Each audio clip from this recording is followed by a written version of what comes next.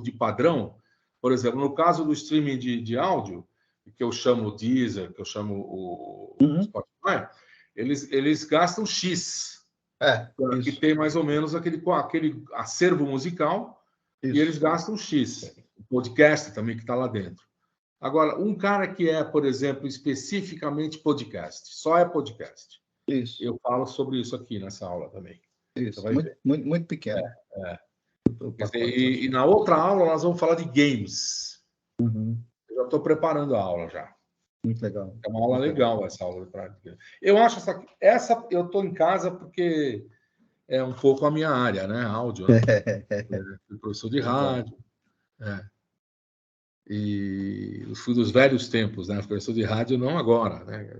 O rádio já está na internet totalmente, praticamente. Você tem ainda um FM e tal nas cidades, mas o rádio como a gente conheceu o rádio mesmo, que eu trabalhei no rádio, né? Trabalhei muitos anos, não existe mais esse rádio. Aí tem assim um ou outro lugar no interior do Brasil, você tem algumas cidades como São Paulo, que você tem a Jovem Pan e tal, você tem a Eldorado, o Rio, você tem algumas rádios também, Rádio Tupi, Rádio Tamoio, mas o rádio se desfigurou demais porque ele é FM hoje. Ele é um rádio que não tem mais programa, ele não tem programas. Ele é música, tem uns caras que falam de vez em quando, falam um pouquinho mais, um pouquinho menos, patrocínio, show, evento. Eu quero até falar com você sobre isso, porque eu desenvolvi um projeto muito interessante que você consegue fazer transmissão simultânea para streaming para várias rádios simultaneamente de um determinado programa. Então, isso é uma coisa legal. Eu tenho duas saídas para isso aí. Eu nunca conversamos isso, mas eu tenho conversado com o pessoal das rádios alternativas que estão me pedindo para entrar no streaming. Então, isso é uma coisa também que eu tenho que tomar todo cuidado, porque a gente tem uma politização do streaming num nível que eu não sei se o Lula quer. Isso. Eu não posso, infelizmente, ser aquele cara que vai criar problema para o presidente, entendeu? Mas algumas rádios comunitárias a gente sabe que são possíveis de colocar. Algumas são muito boas. Por exemplo, a Rádio Noroeste de Campinas. Uma rádio muito boa. Uma rádio combativa, mas uma rádio séria.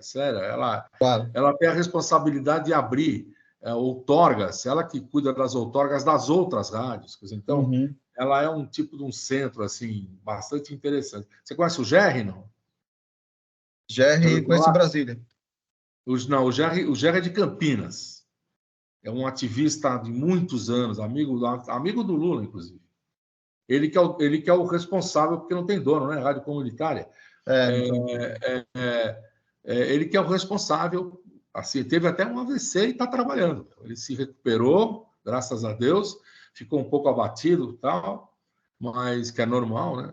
Mas está lá. Ele me manda sempre o link dele. Eu estou sempre entrando na rádio dele, porque ele fala sobre notícias que interessam aos trabalhadores, mas ele toca música de raiz, que eu gosto. Então, muito por legal. Exemplo, cara, uma moda de viola, por exemplo. De vez em quando eu vou na rádio dele e escuto uma puta moda de viola maravilhosa. Ele tem bom gosto com esse negócio. Ele não toca... como é que chama aqueles caras? Esse sucesso sertanejo, ele não toca. Esse jabá. Ele toca Tião Carreiro e Pardinho, Léo e Jaime, esses caras de antigamente, né? Daí de Andradina, Araçatuba, pessoal que era do Mato Grosso, sul do Mato Grosso, Paraná, esse pessoal lá dos anos 50, anos 60, né? Aquele outro, como é que chama? Tonico e Tinoco, né? Alguns já morreram. Eu fui, não vou contar essa história aqui agora, faltam 13 minutos para começar a aula, mas eu fui diretor do Viola Minha Viola, bicho. 2 anos. Eu lembro disso. Então, 2 anos. Muito legal. A gente fez o aniversário de 30 anos do Viola, estava na minha mão. Eu fui diretor com a Inesita, né? Sim, com a Inesita, isso. Inesita era talvez a pessoa que mais conheça música sertaneja no sentido clássico da palavra, no sentido raiz da palavra, ela. Existem outros, claro, né? Aquele Alceu Mainar de Araújo, Tinha vários caras que conheciam muito o folclore, conheciam música, mas como ela não, o repertório que ela foi cantora, trabalhou em rádio e televisão, conheceu todo mundo e guardou isso com ela porque ela gostava. Era uma coisa que ela escolheu, é um nicho, né? Tá vendo aí? É um nicho que ela É um escolheu. nicho, é um E ela filão, né? levou isso, porque não era ela que começou aquele Moraes Sarmiento que começou a ser o Lá apresentador, que era um atrás. cara de rádio também, tocava música sertaneja também, mas era ela a pessoa que tinha que ir. Né? Então, Muito as legal, histórias. cara. Eu vou fazer um site só de histórias da televisão. Com certeza. Precisa. Não é brincadeira. Nós temos bastante amigo que poderia fazer parte desse site aí, para contar umas Com histórias. certeza. Nossa Senhora. Quem faz isso é o Luiz Fernando Maglioca. Ele faz isso. Ele tem um site em que ele entrevista as pessoas. Vamos lá, Fabião. Já Uhum. são 59. Falta um. Aqui são 16 e 1, né? E 2. Ainda falta, tem pouca gente ainda. Não sei se hoje vai vir, porque é véspera de Hoje, claro, feriado. eu acho que vai ser pequeno, porque é véspera de feriado aí, tem muita gente. É uma pena, porque essa aula acho que muita gente vai gostar, né? Uma aula que tem Boa, explicações essa aula tá sobre o maravilhosa. podcast. Sim, Não, muito bom. mas aí, como nós temos um cronograma, nós vamos ter que fazer outros temas, né? Na semana Exato. que vem. No não, semana que vem é dia 8, né? Dia 8. Bom, vou começar, né? Já são 16 horas, Carolina, tudo bem?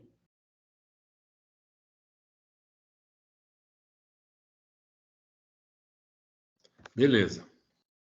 Bom, hoje a gente vai começar a falar sobre novas ideias e novos formatos, especialmente porque nas 3 primeiras aulas eu falei mais o contexto geral. Eu falei mais sobre o streaming como um produto, o streaming como uma plataforma, o streaming com as suas primeiras aparições e sua identificação, né, como um produto de tela de criar situações novas para você obter a compra de filmes, e ter os filmes na sua casa, ter os documentários, os podcasts também, que essas empresas oferecem. E isso aí acabou formando, vamos dizer assim, o mainstream do streaming. Então, essa estrutura de formato acabou sendo vencedor. Mas não significa, e isso é uma coisa bastante interessante, que só depois que acontece que as pessoas falam, é mesmo. Mas é aquilo que um livro de 1911 que chama Adams, o Óbvio. É um livro muito fininho, que é a base da publicidade nos Estados Unidos. Todo mundo lá que faz curso de publicidade, propaganda, lê esse livrinho, porque é logo de entrada, os caras te dão. Por quê? Porque ele tem uma regra da observação de fatos, é um pouco muito parecido com a ciência e a observação, porque o Adams Óbvio diz o seguinte, ele diz o óbvio.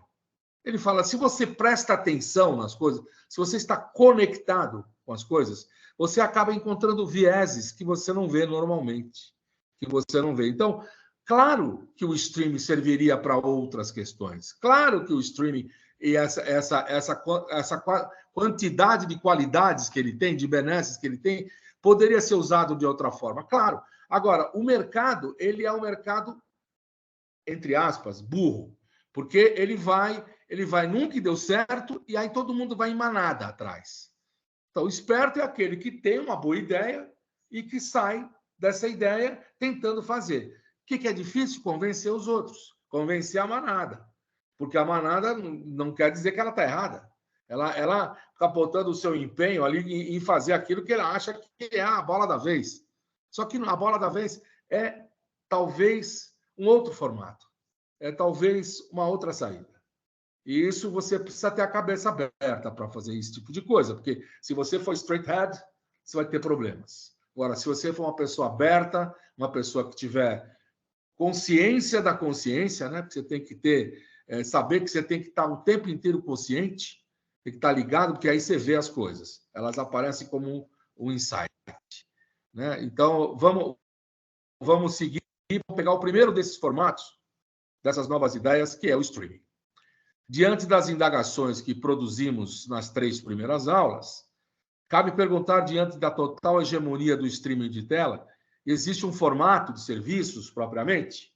Por exemplo, para utilização em serviços públicos, de governo, marcar consultas, assistir cursos, vender, comprar coisas, ajudar, pesquisar? Vamos lá, Fábio. Streaming não é, como vimos, apenas para a programação audiovisual. Existem outros formatos de serviços que utilizam essa tecnologia. Nós vamos falar hoje do primeiro desses temas, vamos falar de vários nichos daqui para frente, mas o primeiro que eu escolhi foi música. Talvez seja o streaming fora o streaming de tela que tenha um volume de recursos mais alto e chega, inclusive, a ser um recurso interessante a ponto de faturar parecido com alguns streaming de filmes que tem por aí, até mais. O primeiro que eu vou colocar só 2 exemplos desse streaming de música, tá? Eu chamo streaming de música, porque existem muitos, né? Music, por exemplo, que é o campeão nos Estados Unidos, né? Que é vice-campeão na Grã-Bretanha, a gente não tem aqui. Se tem, a gente é muito incipiente. Não sei se consigo fazer assinatura com endereço brasileiro. Mas existem outros, né? Que existem no mundo inteiro. Por exemplo, vamos ver o Spotify. Pode passar, Fábio, primeira lâmina. Com o Spotify, é fácil encontrar música ou podcast certo para cada momento, no seu telemóvel, computador, tablet e muito mais. Não tem dificuldade. São milhões de faixas, episódios bem distribuídos na tela. Portanto, esteja você ao volante, malhando, festejando, relaxando, a música ou podcast certo estará sempre ao seu alcance. Você vai poder, hoje dá mais que é soft touch, tudo hoje, você vai poder, inclusive, tem alguns que são no botãozinho aqui, os mais sofisticados, mas você tem a possibilidade de ir no soft touch e mudar rapidamente aquela sequência, aparece na sua tela as opções que você tem, você só clica e não é um problema para você dirigir, tá? Eu preferi aquele que é aqui na mão, porque você está dirigindo e está apertando ele. Mas vamos lá. Você também pode navegar pelas coleções de amigos, artistas, celebridades, ou criar uma estação de rádio e simplesmente sentar-se e ouvir. Isso é uma coisa muito legal para quem quer fazer um treino sobre o podcast, fazer um treino sobre apresentação musical. Acho que o Spotify te dá a possibilidade de você montar uma estação de rádio, um estúdiozinho onde você pode mandar o seu áudio bem acabado para algum lugar. Vamos lá, pode passar. Com o poder do streaming de áudio, você pode personalizar sua mensagem de acordo com o contexto do seu público, gerando resultados impactantes para a sua marca. Então, isso é uma afirmação básica do streaming de áudio. Você pode personalizar a mensagem, tá? Isso é uma coisa bastante importante, a identificação, né? E esse sim, perfil identitário. Pessoas usam perfil identitário para falar sobre gênero, sobre raça, sobre a identidade. Identidade. Perfil identitário é esse aqui, ó. É esse que você pega uma figura, é como quase um avatar, vai. Você gera em cima dele um símbolo que não é representativo de tudo que ele representa, mas no caso do streaming é. No caso do streaming, no caso da internet, no caso do rádio, isso é porque você está falando sobre uma coisa concreta, sobre um veículo concreto. Então, neste caso, por exemplo, a gente tem com certeza a informação de que personalizar a mensagem, já falei isso antes nas outras aulas, mas estou reforçando que é muito importante esse poder identitário, né? De acordo com o contexto, claro, gerando resultados que são muito impactantes para você, para sua marca, para você amador, para você que quer ser profissional. Podemos passar, Fábio. O streaming oferece, a partir de R$1.000 que o Spotify tem com um programa, é possível veicular um anúncio no Spotify Ad Studio. Você divulga a sua mensagem e fica dentro do orçamento, sendo uma marca internacional ou um negócio local. É para quem está realmente querendo investir na questão do streaming. Você pode usar o Spotify como um seu, vamos dizer assim, o seu suporte, aonde você vai rodar os seus pacotes. Você pode, através desse Spotify Ad Studio, ele te dá a chance de você montar o áudio. Lá você monta o áudio. Aí, através desse valor, você pode mandar pacotes. Deve ter um número que você vai poder mandar e tudo isso. Mas começa você a fazer um negócio. Vale a pena? Não sei. Caso a caso. Sinceramente. Eu já falei para vocês do meu filho quis meter bronca sozinho. E ele deu certo. Não sei se isso pode ser sempre assim, porque as regras não são iguais, mas aqui tem uma chance. Se não, de você aprender. De você saber como fazer. R$1.000. Não é pouca grana, mas vamos lá. Podemos passar. 35 milhões de usuários ativos mensais. Os caras estão sabendo o que fazem, né? 19 milhões de usuários ativos mensais na versão com anúncios. Bastante interessante. Os caras estão apostando. Muita gente que está querendo profissionalizar o trabalho está trabalhando com o Spotify. O anúncio em áudio fala com o público de maneira diferente. Você já percebeu como ouvir alguma coisa parece oferecer uma experiência mais pessoal, conectada, do que, por exemplo, ler uma revista? Claro, a fala, né? De fato, 63% dos millennials afirmam que o áudio é a mídia mais imersiva. Olha que interessante isso. Os millennials são, deixa eu ver, estão hoje com 30, 40, por aí? Por aí, se os millennials estão com essa idade? Acho que sim. Um pouquinho menos, um pouquinho mais, acho que um pouquinho menos. Os anúncios em áudio digital, com a inteligência do streaming do Spotify, ajudam a criar uma forte ligação com o público, um vínculo. Tenha você uma marca famosa, um pequeno negócio, uma empresa, que ele está vendendo o peixe dele. Mas com certeza vendendo muito bem, porque ele consegue fazer e dá uma coisa que não dá, um treinamento. Você pode fazer uma rádio lá interna e jogar isso no pacote se você pagar. E isso vai ser ouvido para onde você quiser. Você conversa com o Spotify para ver para onde que vai, para onde vai estar dirigido o negócio. Vamos lá, podemos passar. Vamos ver o Deezer agora um pouco. Deezer é um serviço de streaming de áudio lançado em 2007 na França. Disponível para usuários de mais de 180 países, a plataforma possui atualmente mais de 90 milhões de músicas, mais de 100 milhões de playlists e mais de 4 milhões de programas de áudio com podcasts em seu acervo. É o tamanho disso, hein? 100 milhões de playlists e 4 milhões de programas de áudio. 180 países. É uma empresa de capital quase a ONU, né? Quase a Copa do Mundo. É uma empresa de capital fechado com sede em Paris e escritórios em Londres, Berlim, Miami, São Paulo e em outros lugares do mundo. Criada em Paris, França, a Deezer possui 16 milhões de usuários ativos mensais, permitindo que os usuários ouçam conteúdo de música de gravadoras, incluindo EMI, Sony, Universal, Warner e aí todas que estão lá. O que tem no Spotify, geralmente você encontra no Deezer. A música que você escuta é uma expressão, isso é um maestro que falou. Eu lamento que não tenha aí o nome dele, mas eu vou mandar para vocês na semana que vem, tá? Na verdade, uma pessoa que tocava harmônica de boca e ele tornou-se um maestro e ensinou muita gente, Maurício Einhorn aqui no Brasil, aquele Gabriel Duran, está fazendo sucesso agora com harmônica de boca também.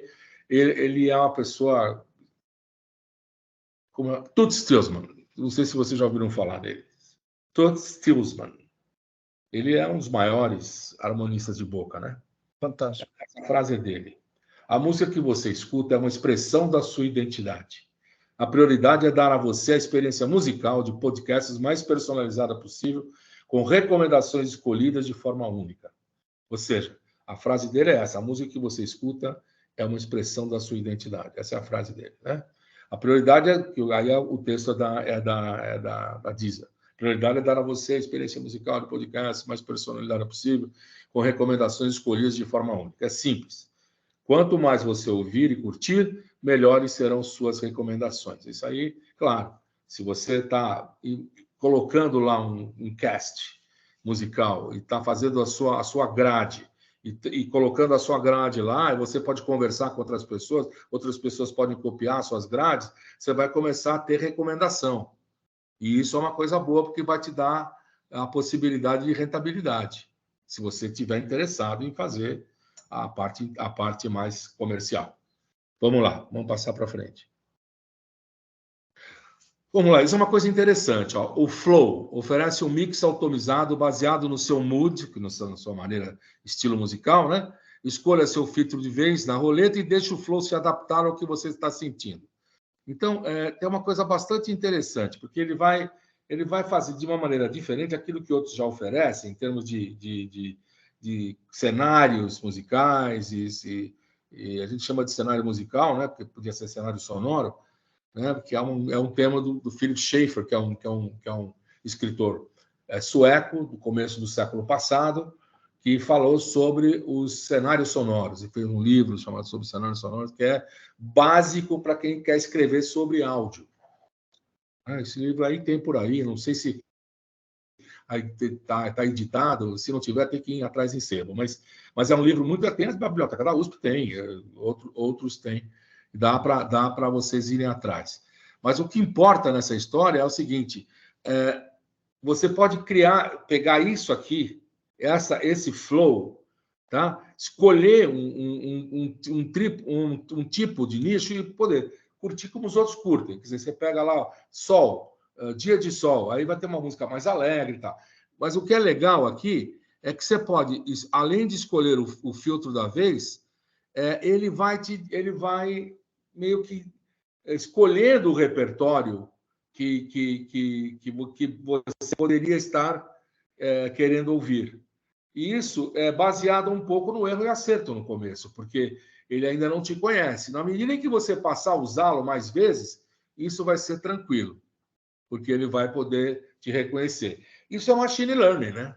No fundo, isso aí é uma maquininha de machine learning que aprendeu a ter alguns conceitos, ele arma esse conceito no algoritmo no qual ele consegue ler mais ou menos aquelas pessoas que têm esse conceito parecido, que tem pelo menos os dados que ele entende parecidos, e ele, a partir daí, abre uma série de possibilidades que já está no programa dele. Então, isso é uma coisa muito legal. Eu acho que pode ser usado, inclusive, para você usar no teu estúdio de rádio para montar um projeto lá, se você quiser. Então, acho até que tem essa possibilidade. Se você quiser usar para ir na praia e botar só um tipo de música e ficar escutando, ele serve para isso. Mas dá para você fazer com que ele, ao ficar escolhendo a sua programação, ao ficar fazendo, você pode tentar ver se você joga isso, por exemplo, num trecho do teu programa ou de fundo do teu programa que vai mudando. Não sei. Estou dando ideias aí, essas ideias são malucas, aí cada um tem a sua, né? Difícil. Vamos lá, então. Passar para frente. Outro negócio interessante, isso aí também é uma sacadinha. O Song Catcher. O recurso de reconhecimento musical identifica músicas em segundos. Lembra que você tinha? Como é que chamava? Esqueci o nome agora daquele programa que você tinha, que você colocava perto da música que você estava ouvindo, ele aparecia o nome da música, assim. Então, esqueci agora, meu Deus. Mas já tem alguns anos. Shazam, né? Shazam. Shazam acho que era um deles. Shazam mesmo. E aí você fazia esse reconhecimento. Esse aí faz a mesma coisa. Ele reconhece a música e diz, eu quero saber que música que é essa. Reconhece na hora e depois você pode adicionar e fazer o que você quiser, botar lá como favorita, não favorita, tal. Mas ele tem esse reconhecimento que era uma coisa que tinha separadamente no Shazam, aí, como o Fábio falou. Podemos passar. Bom, transferência de biblioteca. Os dois têm, a Spotify também tem. Importar a biblioteca musical inteira, incluindo suas playlists, seus favoritos, criar a sua rádio. Isso aí é o manancial da sua rádio, se você for criar, né? E aí essa transferência é possível através do próprio streamer. Quer dizer, ele faz essa transferência para você. Tem essa possibilidade de você clicar e tal. Que você acha que sabe tudo de música? Teste as suas habilidades de adivinhação em centenas de playlists e desafie os amigos nas batalhas. Aqui são quiz, vários quiz que eles têm, né? Por quê? Tem gente que fica... O importante é que ele fique no Deezer. O importante é que ele esteja no streaming. Porque com isso ele vai ter a oportunidade dele faturar com isso. E também dá a oportunidade das pessoas terem vários tipos de entretenimento, tá? No caso musical, né? No caso do nicho musical. Isso é uma coisa interessante. Eu entrei numa para testar e tem umas coisas inteligentes que os caras perguntam. Não é uma coisa tão banal. Tem o simples, né? Meu filho me mostrou lá que tem a possibilidade de você colocar o mais difícil, se você quiser. Nós fizemos o mais difícil só porque a gente é bobo, né? Mas foi legal, as perguntas muito legais, algumas difíceis de responder assim. Quer dizer, conforme a sua relação. Vamos em frente. Eu estou falando disso que são ofertas que tem e que às vezes a gente não sabe que tem, e o streaming tem a possibilidade de desdobramento. Você pode desdobrar conforme o pacote que você quer criar. Por exemplo, aqui, ó, né, isso aqui é um Google Analytics, tá? Que você tem ali. Então, é uma ferramenta que o Deezer tem que monitora o seu desempenho, acessa aos seus dados, se você está tendo recomendação ou não está, como é que está a curva dessa ascendente ou descendente. Ele te dá as informações. E aí, se você tem interesse profissional, você vai montando aquilo conforme o planejamento que você quer dar. Eu quero chegar, por exemplo, a 600 mil curtidas. Então, eu tenho que fazer alguma coisa. Vamos pensar o que nós vamos fazer. Eu acho que isso é o caminho para você ter um streaming ou qualquer outra plataforma, vamos dizer a verdade, mas que tenha um streaming que seja positivo e tenha resultados favoráveis para você.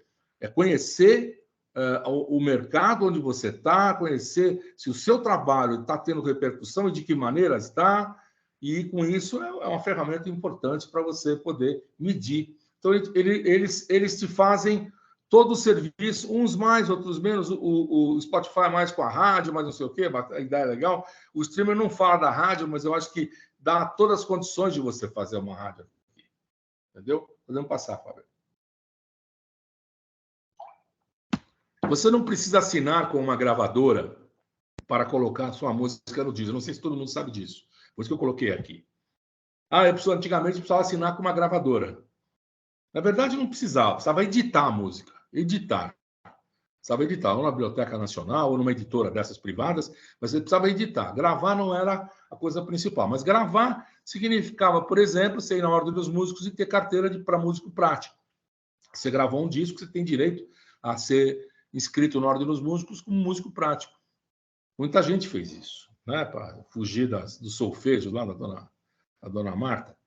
E, na verdade, o que você pode fazer, e isso talvez seja a coisa mais interessante para quem tem um viés mais comercial, é disponibilizar seu catálogo com a ajuda de um distribuidor.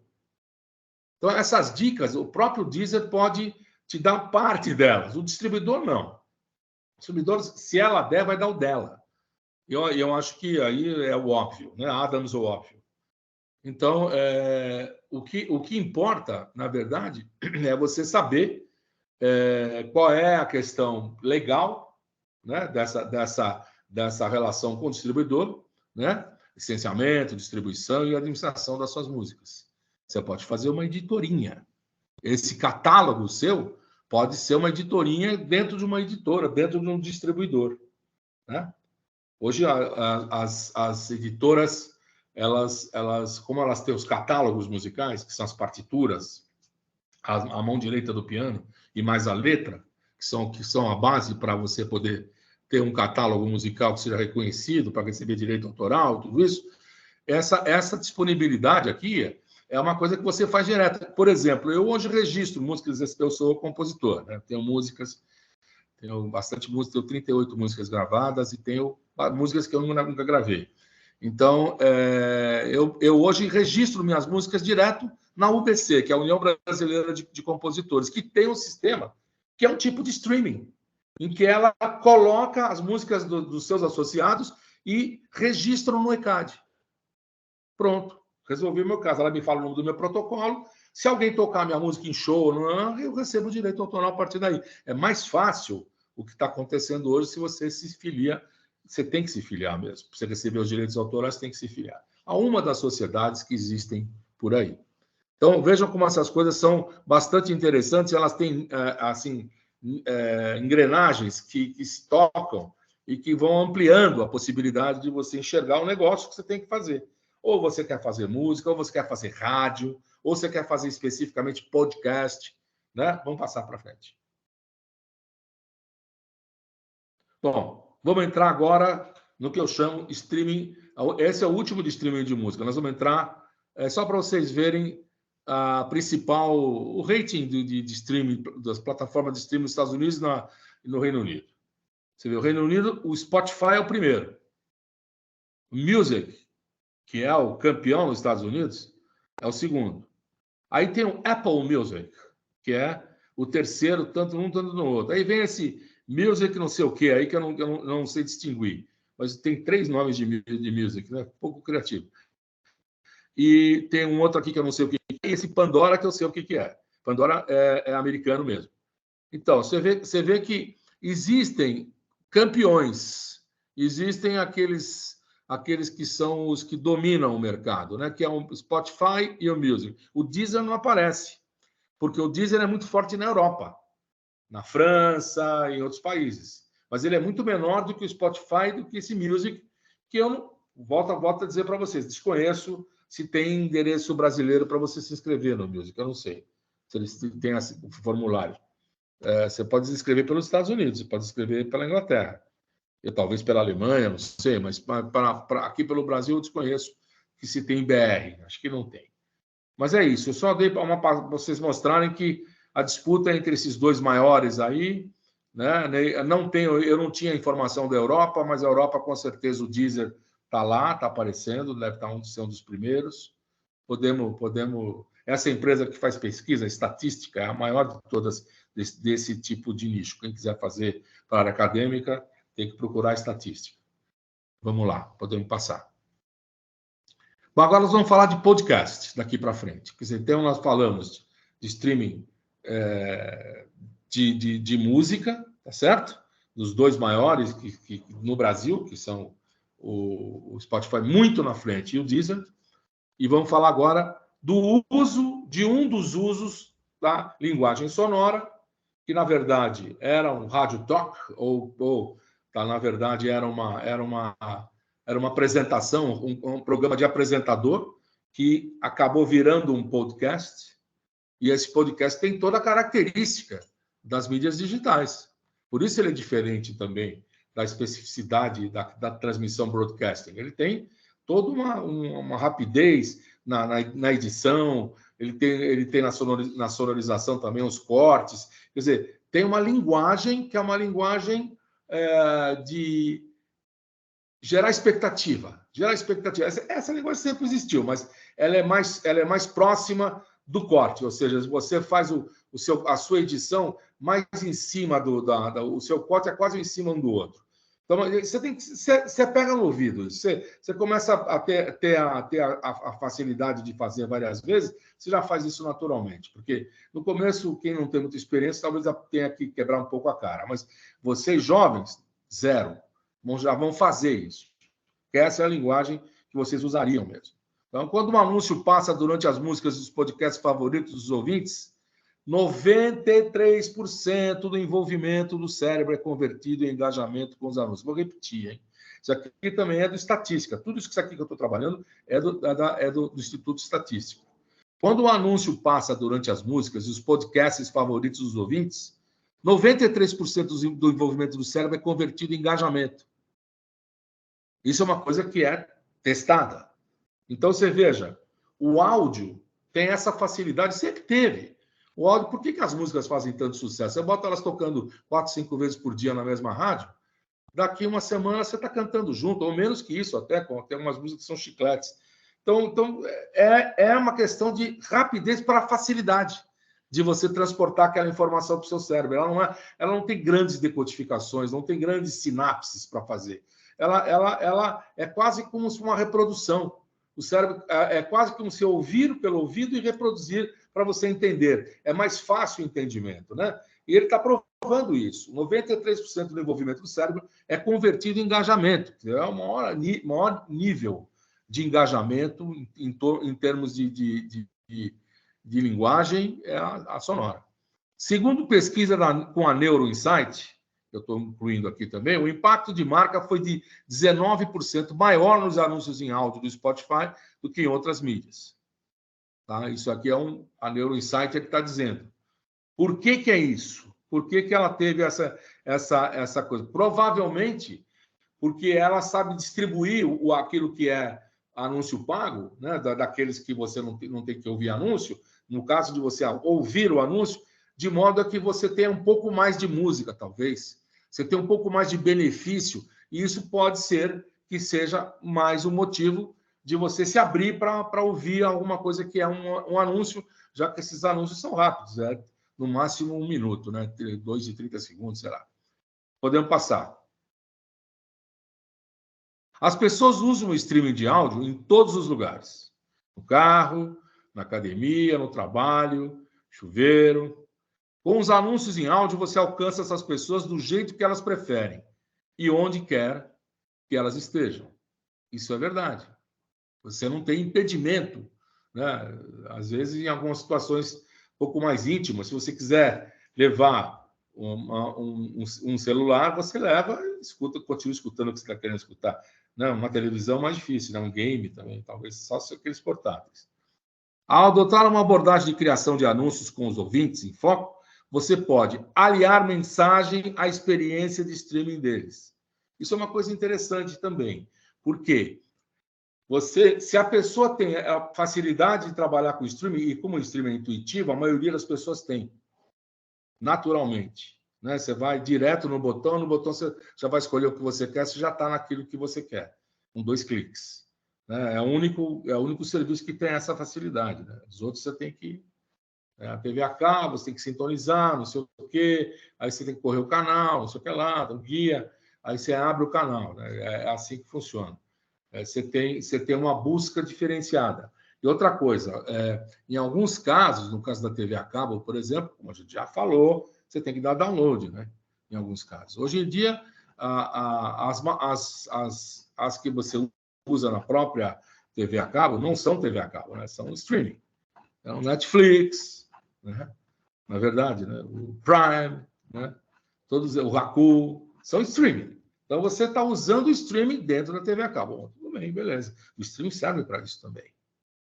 Ele também veste, wearable, a TV a cabo. Claro, a TV a cabo, essa história tem 200 canais. O que interessa ter 200 canais? Você tem a média nos Estados Unidos, foi previsto isso, no máximo 10 canais que você ouve e você tem 3 ou 4 que são seus favoritos.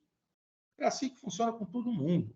Eventualmente você vai buscar uma coisa num canal musical, eventualmente você vai buscar num canal de aventura, eventualmente você vai fazer alguma coisa.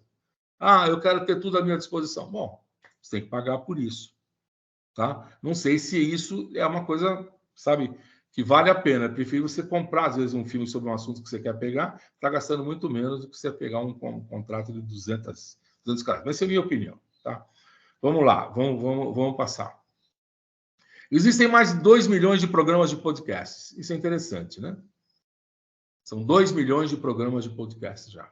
O primeiro número surpreendente da nossa lista de estatística de podcast é a quantidade de programas. São 2 milhões. O último dado que temos sobre podcast ativo é do Podcast Insights 2021, não temos mais novo. De acordo com a pesquisa, existem mais de 2 milhões de podcasts ativos. Então, nós podemos dizer que hoje, 2023... está beirando os 3 já, viu? Eu acho. Tá? Eu acho que já deve estar beirando os 3. São 2 anos de diferença. Mas eu vou checar isso. Eu ainda não tenho informação. Eu vi essa semana. O mais importante desse número é a evolução que ocorreu de 3 anos para cá. Naquela época, havia apenas cerca de 1/4 disso. Já sobre episódios de podcast especificamente, em abril de 2021, havia mais de 48 milhões. 48 milhões de episódios de podcasts. São 2 milhões de programas, de séries, e 48 milhões de episódios. 65% dos ouvintes preferem ouvir uma mensagem sonora quando ela é enviada diretamente para ela. Isso também é pesquisa lá do Estatística. Então, vejam como estão parados por dados que foram mensurados. né, ao longo desses últimos 2 anos, 3 anos. E isso é uma coisa importante, porque a gente entender que não é uma recuperação do áudio podcast. É um novo produto sonoro. É um novo produto sonoro que está ocupando espaço no interesse da mídia, não só sob o ponto de vista de você investir nos podcasts, como também você comercializar os podcasts. Então, isso está crescendo. Vamos passar para frente. 65% dos ouvintes chegam até o final dos episódios. Isso é uma coisa boa. Você tem aquilo que se chama engajamento, e essa fidelidade ela está ligada diretamente a você retornar no outro dia para ouvir o episódio seguinte. Gera esse engajamento que é fundamental para você monetizar o seu trabalho. Por essa estatística de podcast, você não esperava, não é mesmo? De acordo com o Midas Survey, a maioria dos ouvintes de podcast escutam um episódio inteiro. Isso também é uma coisa interessante, porque eles vão até o final dos episódios, mas eles escutam todo o episódio, até o fim. A média de podcasts ouvidos por semana é 8. Olha, média de podcasts ouvidos por semana é 8. 8 séries diferentes. Conforme o The Infinite Dial 2022, nos Estados Unidos, a média semanal dos ouvintes de podcast é de 8 por pessoa com mais de 12 anos. Média semanal dos ouvintes de podcasts é de 8 por semana com mais de 12 anos. Com a maioria, 21% escutando cerca de 5, 19% de 6 a 10 e 11% apenas uma vez por semana. Quer dizer, você tem ainda umas variações importantes. Esse texto vai ficar com vocês aí para vocês consultarem depois, tá? Mas, com certeza, ele dá assim, uma visão bastante clara da importância. E vejam que os podcasts pelo menos, tem uma curva clara em relação ao jovem. Por quê? Ele é feito para o jovem. Agora, na medida que você faça podcasts para outras idades, vai aumentar o número de ouvintes da outras idades. É claro, basta que você avise o que você está fazendo e as pessoas gostem daquilo que você está fazendo. Vamos passar. Quase 60% dos consumidores dos Estados Unidos ouvem podcasts. De acordo com os dados compartilhados pela estatística, quase 60% de todos os consumidores americanos com mais de 12 anos ouvem podcasts. O Brasil é o terceiro país que mais consome podcasts no mundo. Nós não falamos que os dados iriam te convencer que podcast é uma ótima ideia. Essa estatística do podcast conta com os dados da estatística do Ibope. Vamos passar para frente. Vamos lá.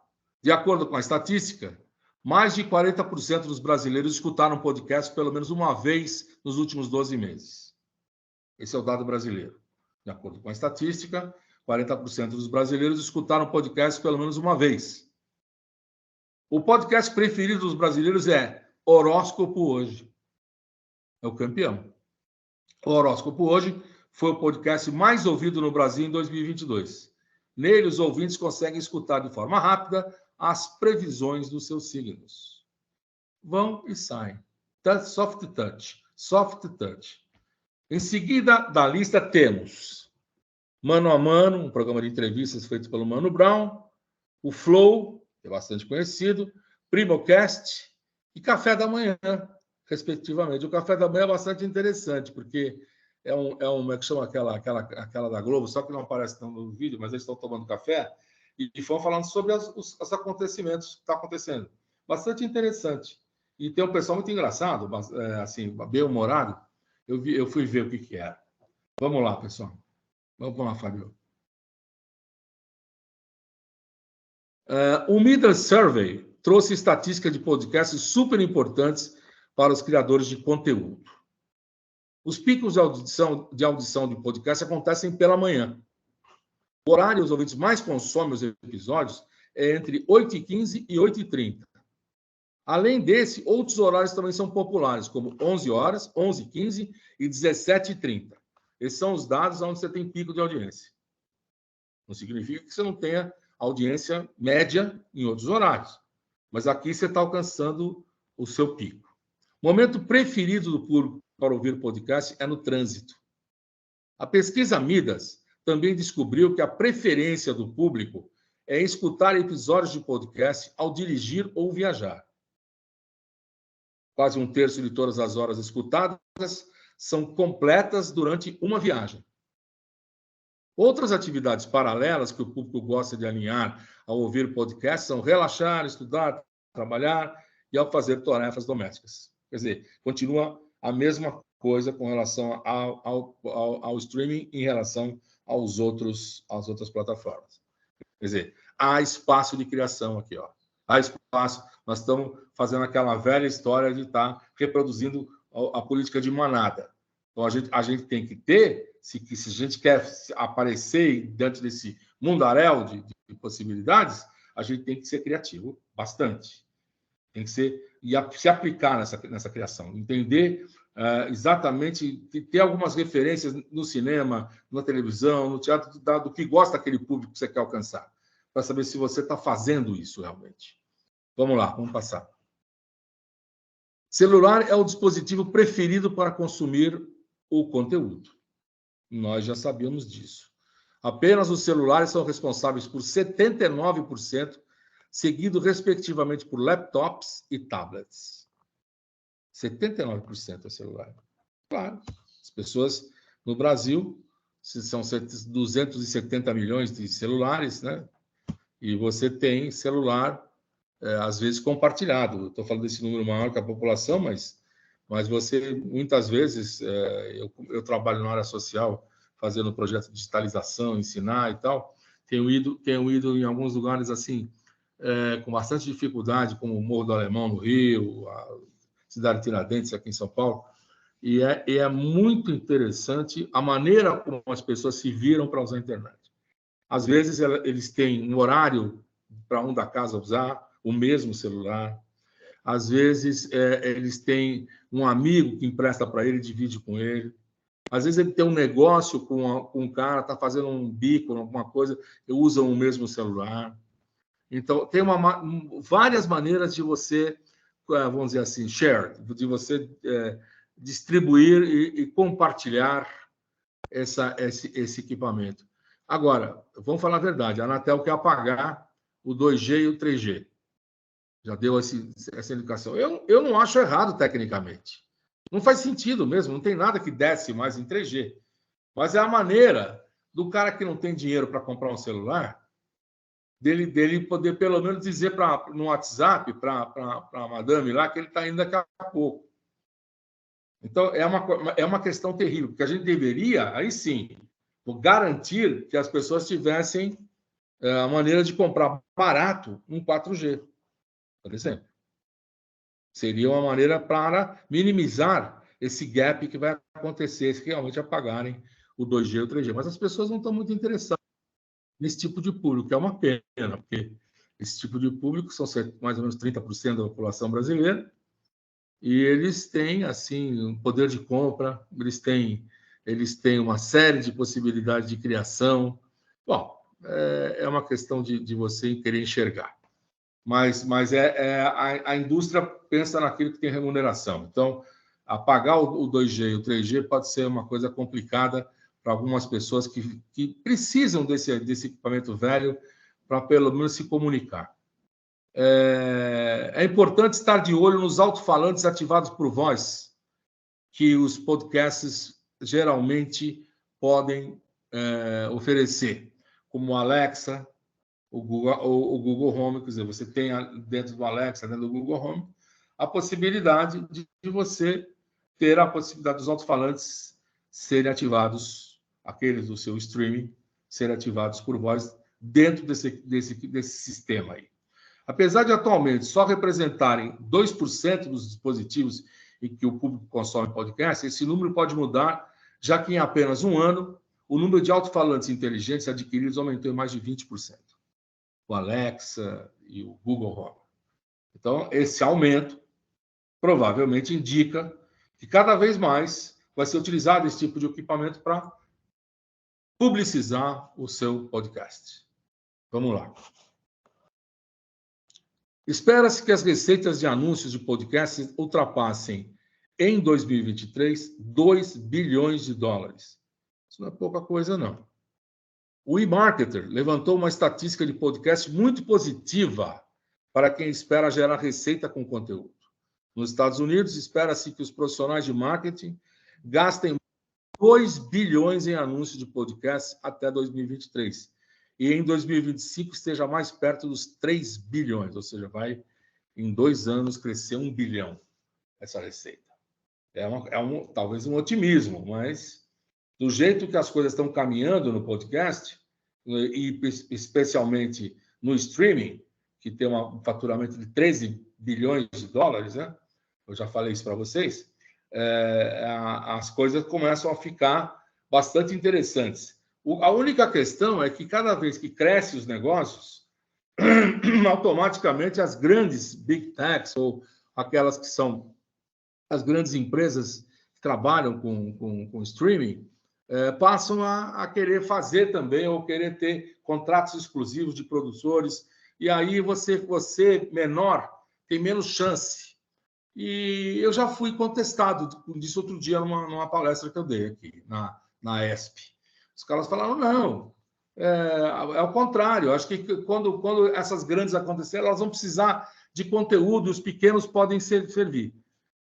Não discordei dessa possibilidade, não. Acho que ela já aconteceu em outras plataformas. Mas com certeza, é mais difícil. Porque eles vão estar com os contratos, como, por exemplo, a Netflix faz, não só em parceria com outras empresas que produzem audiovisual, programas, séries, como eles têm também, às vezes, compram um produto de uma universidade americana, mas precisa se destacar de alguma forma. E esse destaque é possível para um pequeno poder conseguir, mas é o tal negócio, tem que trabalhar 24 horas por dia, tem que não sei o quê. Eu sei como as coisas são nesse campo, é um campo novo. Portanto, um campo novo, você tem que mostrar o serviço. Você não pode bobear, não pode deixar. E é uma coisa que você tem que renovar todos os dias. O podcast tem que renovar todos os dias. Então, você não pode fazer. Se você fizer uma vez por semana, você vai ter um espaçamento que não vai te dar esse engajamento que você precisa. Você pode até fazer, depois que você fizer um programa diário, você pode fazer um semanal, que vai ter um público residual. Mas sair do público geral é meio complicado. Estou dando algumas informações que são de minha experiência, mas eu não sei se eu com isso posso inibir alguém de querer fazer algo que eu acho que é totalmente absurdo. Cada um deve fazer aquilo que é a sua intuição, mas que pode estar descobrindo alguma coisa nova. Nos Estados Unidos, espera-se que os profissionais de marketing, então, vão gastar 3 bilhões. Vamos passar, Fábio. A plataforma preferida para consumir podcast no mundo é o Apple Podcast.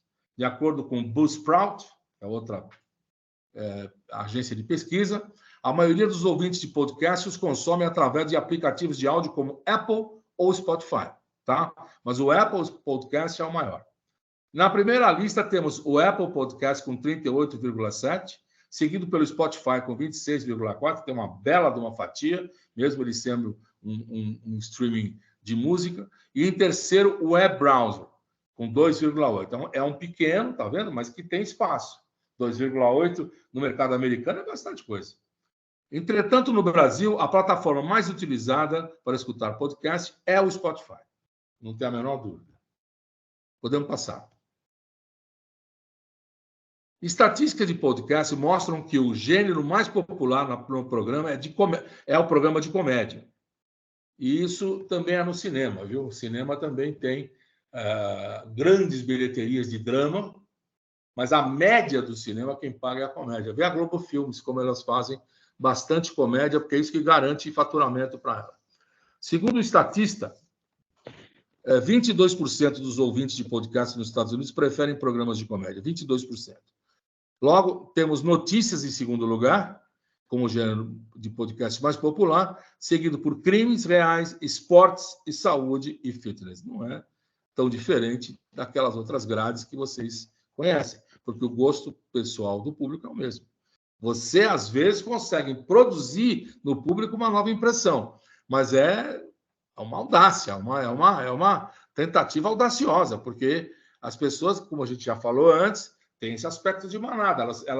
Elas dificilmente, a não ser um grupo muito... existe um grupo inovador, mas ele é muito pequeno. Tá? Mas ele acaba influenciando os outros. Mas esse é um outro processo. Isso a gente chama de pesquisa de opinião, que entra numa outra camada. Até não é muito a minha praia isso, mas conheço um pouco. Mas é uma coisa muito interessante também para quem quiser aprender, quem quiser estudar, né? A questão da pesquisa de opinião. Quer dizer, então, se você tem o mesmo tipo de distribuição que você tem em outras plataformas, por exemplo, como a televisão, o rádio, a TV a cabo, sei lá. Mais de 50% dos episódios de podcast têm duração média entre 20 e 60 minutos. Engraçado, eu ao ler essa pesquisa, eu achei que era menos, que os episódios seriam menores. Não, 20 a 60 minutos, uma hora. O Buzzsprout Global separou alguns dados sobre as uploads de episódios do mês de dezembro de 22.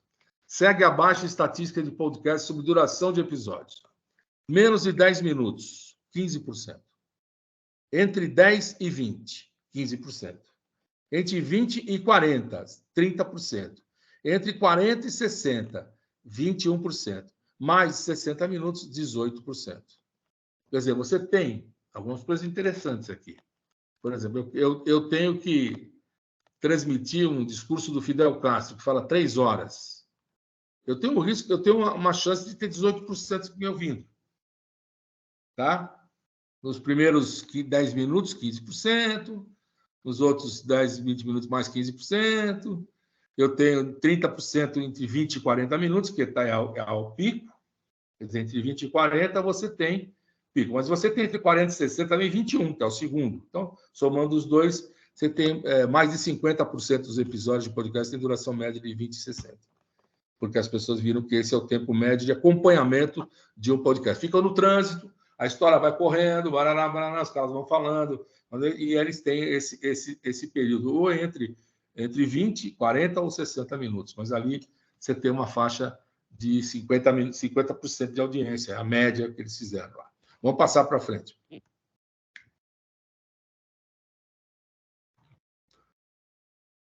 Mais de 50% dos ouvintes encontram novos programas através de buscas em plataformas de áudio. Agora vamos falar sobre uma série de estatísticas de podcasts muito importantes. Os dados a seguir destacam a importância das duas principais estratégias de marketing de podcast em que você deve investir. O SEO de qualidade e o famoso boca a boca. O SEO é importantíssimo em qualquer empresa que trabalhe com internet, porque ele vai te dar o quadro de possibilidades de planejamento diante do engajamento que está sendo mostrado, do planejamento para você ter um nicho mais aproximado. É uma pessoa que entende desse funcionamento e consegue fazer uma leitura muito próxima desse cenário que você quer alcançar. É um profissional que, às vezes, ele faz para várias empresas, porque ele custa caro, então ele vai para várias empresas. Então, sei lá, aí é uma questão de conversar, não preciso desse cara. Vamos lá. E o famoso boca a boca, né? Que você tem que... Né? Oi, eu vou ter o nosso podcast que fala sobre isso, sobre aquilo. Você vai gostar, é bastante interessante. Faz uma coisa criativa e tenta colocar isso no Netflix, no Instagram, em tudo quanto é lugar.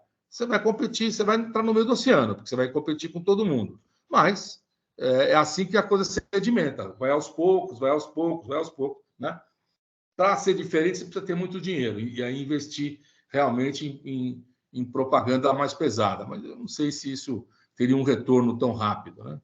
Afinal, os ouvintes de podcast têm muitas formas de encontrar novos conteúdos e você precisa se destacar no meio delas. Exatamente isso que eu estava colocando aqui. Vamos daquela nossa lampadinha diferente, se destacando das outras. Pode passar, Fábio. Aqui estão alguns números que ilustram como os ouvintes encontram novos podcasts. 22,1% pedem recomendação de um podcast a um amigo. Então, cara, que podcast que você ouve aí? Ah, tal. 14,5% recebem sugestões do seu host de podcast favorito. Ou seja, você tem aí uma relação com algum tipo de empresa, o seu host, onde você está embarcado, e aí você recebe a informação dele. Ó, tem podcast X, está lá, vários podcasts, onde você pode escolher um, sei lá. Né? 5,5 pesquisam no Google. 3,5 seguem os convidados do podcast ouvidos em outro programa. 1,7 pedem sugestões nas redes sociais.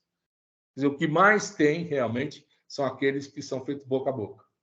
O cara chega e fala, poxa, qual que você ouve? Eu ouvi aquele legal pra caramba, você tá batendo um papo, tomando um vinho, sei lá, alguém fala alguma coisa, fala, é mesmo, você está ouvindo aquele? Estou ouvindo, eu vou ouvir também, pronto. Vamos lá. 60% dos ouvintes já compraram algo de um anúncio de podcast. É interessante isso, né? Então, tem um exercício de retroalimentação aí, porque 60% dos ouvintes já compraram. É bastante número. Não é um número pequeno. Então, você usa o podcast, está usando porque você consome a parte de conteúdo, mas você também está comprando ele. Podcast é uma ferramenta de marketing altamente eficaz para as marcas, sejam elas de pequenas empresas, multinacionais, médias ou até mesmo para empreendedores que desejam aumentar seu negócio. Não tenho a menor dúvida disso. Não tenho a menor dúvida disso. Pode passar, Fábio. Para ajudar a ilustrar o quão eficaz é um podcast, pode ser, como plataforma de publicidade, aqui vão alguns números. 72% dos ouvintes que ouviram um podcast por 4 anos ou mais adquiriram um produto por conta de um anúncio patrocinado. Ou seja, você tem 2/3 dos ouvintes em 4 anos que mais adquiriram um produto por conta de um anúncio patrocinado ouviram no podcast. 69% dos entrevistados dizem que os anúncios de podcast aumentam o reconhecimento de produtos, marcas e serviços. 81% dizem que prestam mais atenção em anúncios de podcast do que em outras mídias. Interessante isso. Talvez porque o podcast é que seja mais próximo da linguagem que ele normalmente tem no dia a dia. E isso pode ser talvez um segredo desse engajamento, além das outros benefícios que o podcast traz. A rapidez, facilidade de navegação, usabilidade, todas essas questões que são questões que facilitam. 81% dizem que prestam mais atenção em anúncios de podcast que em outras mídias. Vamos passar, Fábio. 51% das pessoas que consomem podcast prestam mais atenção aos anúncios de podcast do que em outras mídias. Ou seja, está aí a comprovação daqueles números de trás lá que deixavam claro que o podcast estava tendo alguma supremacia em termos de atenção. Então, aqui está a prova que 51% que consomem podcast prestam mais atenção aos anúncios de podcast do que de outras mídias. Os ouvintes considerados super ouvintes, que consomem pelo menos 5 horas de podcast por semana, são mais difíceis de alcançar através de métodos tradicionais de publicidade. Olha que interessante. Porém, esses ouvintes também são mais suscetíveis ao tipo certo de mensagem em um anúncio em seus podcasts favoritos. Claro. Ele tem um engajamento tão forte que ali é muito mais fácil vender. Bola para frente. Vamos lá. Aqui estão os dados sobre esse público em específico que são bem interessantes. 49% acreditam que os hosts, de fato, usam os produtos e serviços que recomendam nos programas. Ou seja, os apresentadores, os caras donos dos podcasts, aqueles que estão lá todo dia botando a cara, então, eles geram um grau de credibilidade. Isso acontecia. Engraçado, eu não tenho os números, mas eu acho que eu gostaria de levantar, porque acho que não tinha pesquisa ainda. Apesar do Ibope existir, o Ibope só começou na televisão anos depois da televisão. E eu não sei se tinham pesquisas muito... Quem fazia nas agências, que compravam os espaços na televisão daquelas garotas propaganda, que eram... Né, os hosts, né? Os hosts eram, por exemplo, o apresentador do programa, que fazia o merchandising e tal. Aí aumentava mais, é o testemunhal que a gente chama.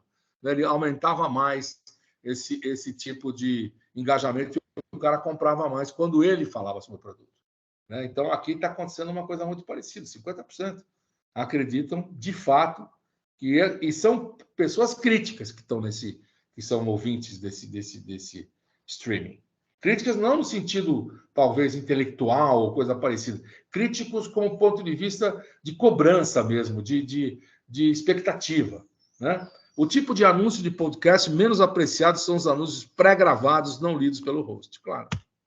Aí você tem a prova de que esse testemunhal sempre funcionou no rádio, na televisão, sempre funcionou e continua funcionando da mesma maneira no podcast. Vamos lá. 20,3% de todos os usuários da internet serão consumidores de podcast. Essa é a expectativa que na verdade, vamos supor, um quarto dos usuários de internet, que é bastante coisa, serão consumidores de podcast. O Insider Intelligence apresentou dados de que até o ano de 2022, mais de 20% dos usuários de internet também se somaram aos consumidores de podcast.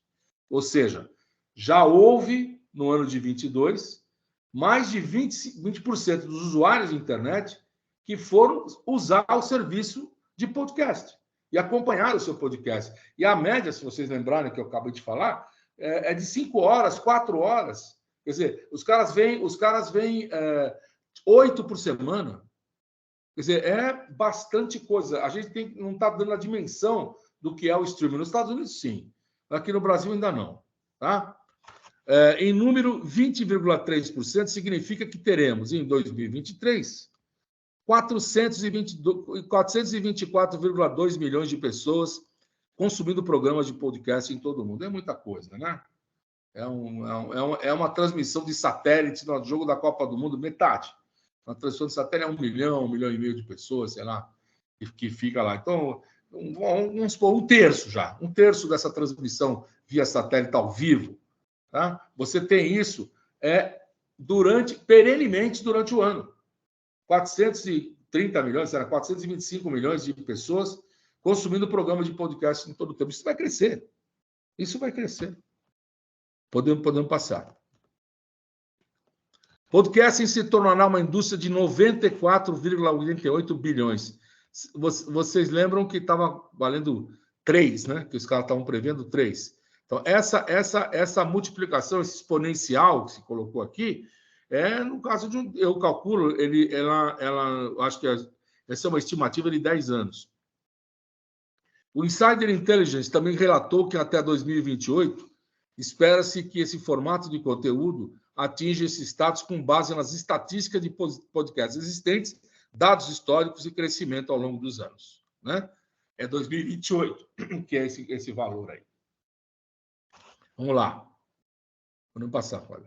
Podcasts de negócio aumentam as vendas em 14%. As estatísticas de podcast ilustram o que já falamos nesse post. Podcasts de empresas geram um aumento de 14% na intenção de compra pelos compositores. Ou seja, vale a pena investir nessa estratégia de marketing. Tem um retorno que dificilmente se encontra de 14%. Né? Em outros tipos de anúncio que você faz, geralmente o retorno é menor que 10%. Né? Você aqui tem um aumento de 14%, por isso as coisas estão começando a ficar mais claras para os mídias, eles estão começando a apostar nesse tipo de produto. Vamos lá. 74% dos usuários de podcast ouvem podcast para aprender algo. Então, eles estão lá curiosos para saber alguma coisa, não necessariamente escolar, mas da vida. Seja através do humor, seja através de uma edição bem feita, de uma coisa inteligente, de pessoas que têm credibilidade. 74% dos usuários de podcast ouvem podcast para aprender algo. Vão com essa intenção.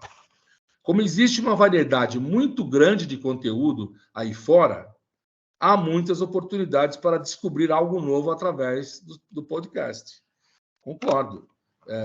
Uma das coisas que eu faria inicialmente, se eu tivesse querendo bolar um podcast comercial, era saber o que já foi feito no rádio, na televisão, na TV a cabo, no cinema, saber porque essas ideias, como dizia o Chacrinha, na comunicação ela se cria, tudo se copia. Então você pode sempre dar um novo common, como é que chama essa maneira de você poder usar sobre a arte do outro, e você poder trabalhar livremente sobre a arte do outro, né? E essa questão aí também pode ser uma possibilidade.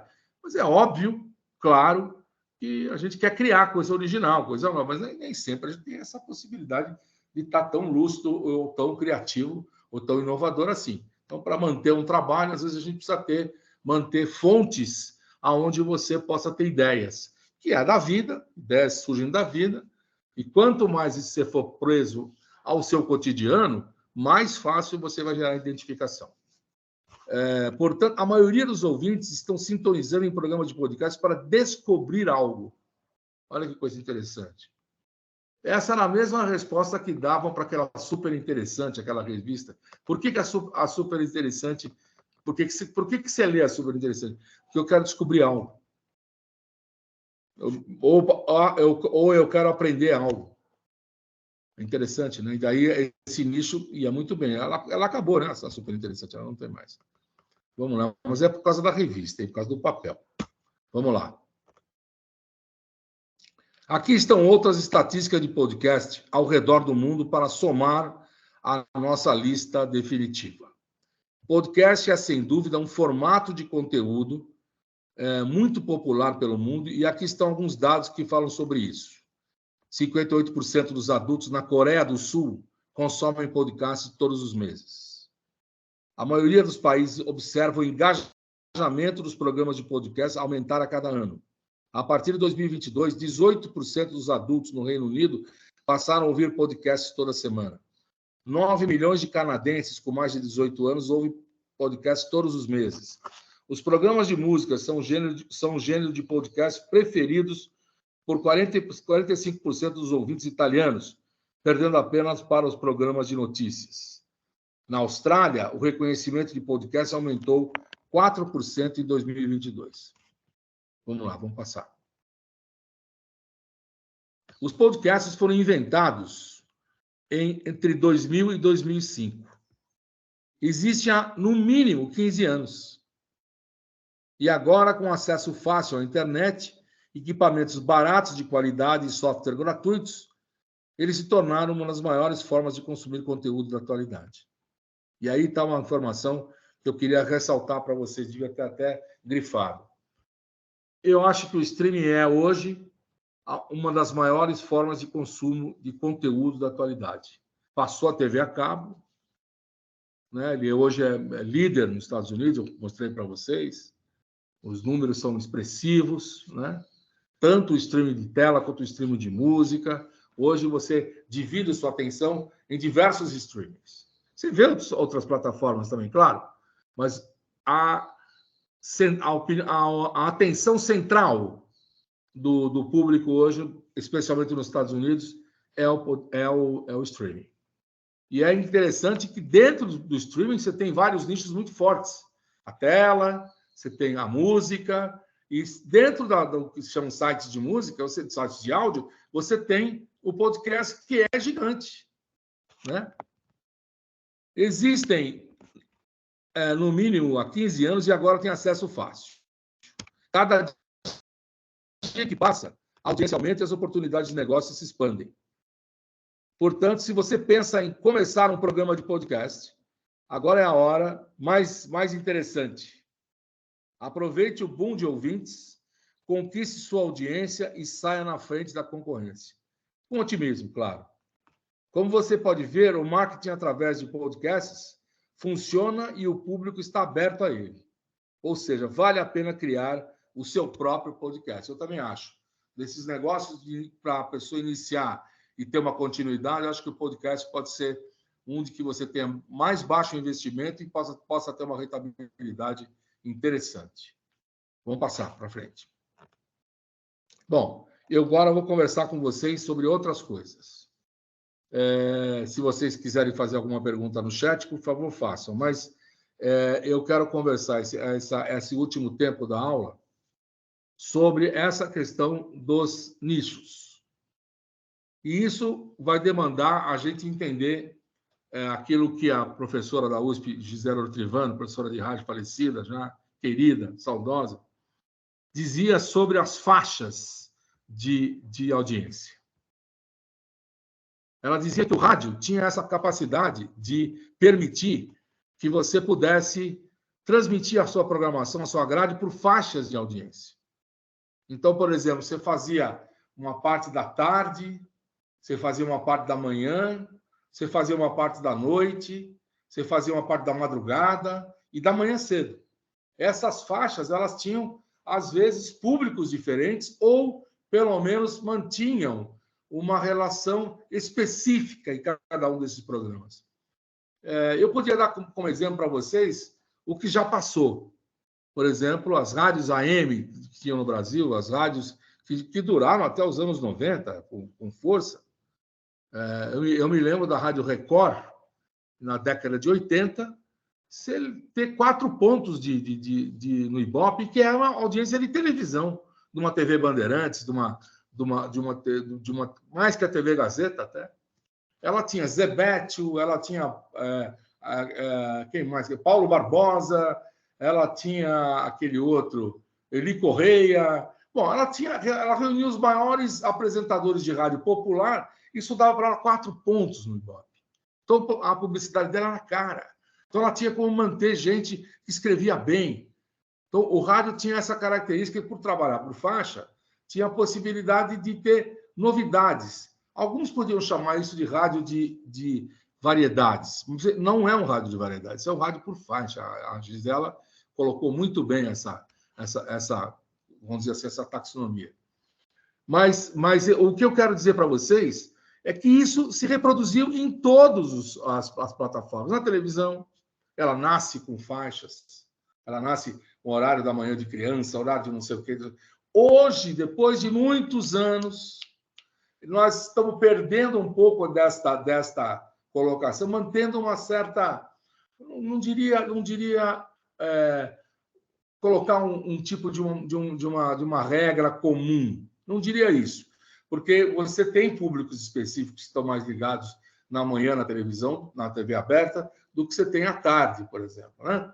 Mas é possível, por exemplo, hoje você competir com esses programas, vamos supor, matutinos, com bastante programa feminino, programa de culinária, mas com notícia. E hoje você tem vários canais, de uns anos para cá, vários canais só de notícia, o que reforçam os nichos dos públicos, que vale a pena hoje, para uma empresa de comunicação, investir nos nichos.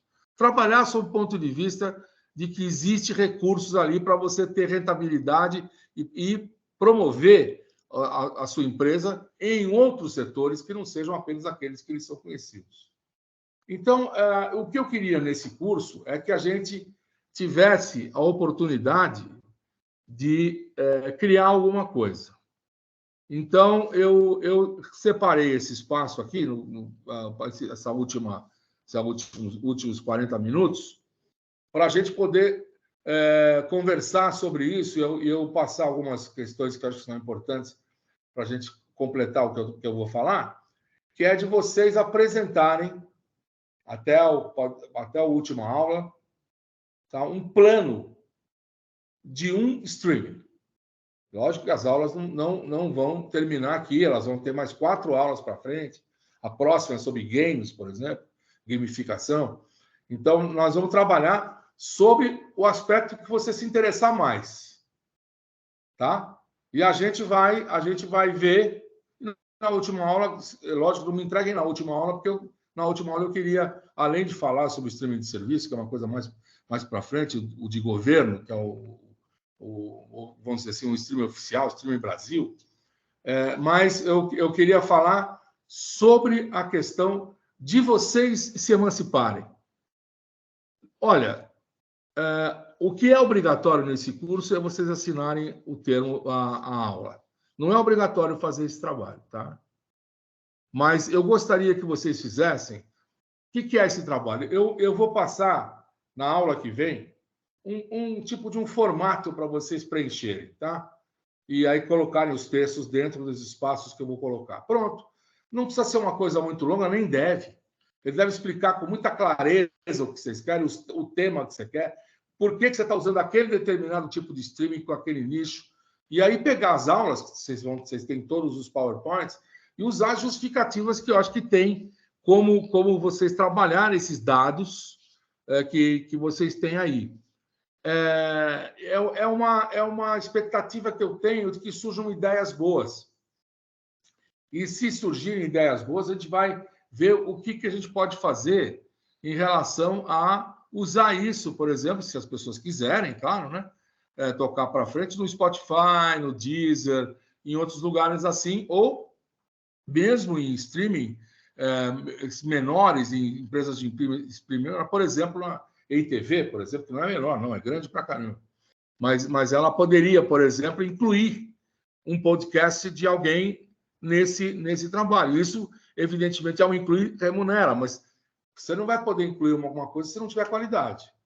Então, você precisa ter o apoio para criar. Isso ainda não consegui que a gente tivesse uma possibilidade para um curso de extensão, né? Porque os cursos que a gente tem, que a gente usa laboratório na USP, são cursos regulares, né? O curso de extensão, eu vou perguntar se nós temos a possibilidade ou não de quem quiser usar para um estudo de edição, uma coisa assim, para poder fazer. Se não, eu me comprometo a gente, depois de algum projeto escolhido e pronto, a gente procurar uma dessas empresas, e vocês mesmos procurarem essas empresas, porque o que é interessante quero ver que desse curso, quem é que realmente vai fazer o trabalho para frente. Porque nós temos uma percepção de que o streaming ainda vai crescer nesses próximos 5 anos muito, porque ele tem uma capacidade de absorção das outras plataformas muito grande e ele é mais rápido que as outras. Como ele oferece os produtos de maneira a poder cobrir todos eu não sei, mas a maioria dos gêneros que existem, né? Eu sou autor de um livro chamado Gêneros Radiofônicos. Quem é de comunicação deve ter passado por ele. Ele fala sobre os gêneros no rádio. Foi orientado pelo professor Marcos de Mello, já faz muitos anos, né? E esse livro foi lançado pelas Paulinas e ele ainda é muito usado nas universidades, nos cursos de rádio, claramente, mas ele serve como base, por exemplo, para outros trabalhos, por exemplo, como o do Zé Carlos Aron, que fez os gêneros televisivos logo depois do que eu escrevi. E também vai na mesma metodologia. Então, saber quais são os gêneros que nós podemos fazer, porque os gêneros são sempre os mesmos. Você pode mudar os formatos, mas os gêneros, você vai ter diversos formatos, diversas possibilidades, e é bom a gente pesquisar sobre essa questão para saber como fazer esse tipo de escolha. Volto a dizer, não é obrigatório, pessoal. Se vocês não tiverem tempo, se isso não interessar, sei lá, acho que vocês podem ter esse viés. Mas quem quiser fazer, eu já coloquei, eu não sei se tem nesse último, mas eu peço para a Carolina colocar o meu e-mail, tá? Para eu receber o material de vocês e eu dar uma olhada. Eu pode passar o e-mail do Fábio também, se o Fábio se interessar em dar uma olhada também, a gente pode, sei lá, escolher aqueles que a gente que são os melhores e a gente vê, sei lá, se é possível, entre esses, a gente poder dar algum apoio. Vamos verificar. Se não for possível, pelo menos indicar como vocês devem fazer, aqueles que se interessarem, e a gente procurar apoiar no sentido de esse produto ser publicizado, ser socializado. É uma ideia. Não sei o que vocês acham sobre essa ideia, mas eu acho que a gente pode falar, por exemplo, nós já falamos de streaming geral, nós já falamos sobre o streaming de tela, né? Nós já falamos que Netflix, Roku, Premiere da Amazon, e todos esses a gente já falou. Hoje estamos falando sobre o primeiro nicho, que é música, e a música tem os de música, podcast, e tem também aquilo que a gente pode chamar de streaming de áudio, né? De áudio. E essa é uma área que ainda não cresceu, mas eu acho que nós vamos poder fazer audiobooks pelo streaming, tá? Eu tenho certeza que isso vai daqui a pouco estar não colocado fora, numa plataforma fora para você botar no teu carro, Você vai direto ligar no teu streaming e vai aparecer o que você quiser, tem um audiobook lá. Entende? Se é que já não existe essa possibilidade, que eu não, confesso, não consigo absorver todo o universo que existe no Brasil, né? Muita coisa, mas a gente sabe que essa é uma coisa potencial.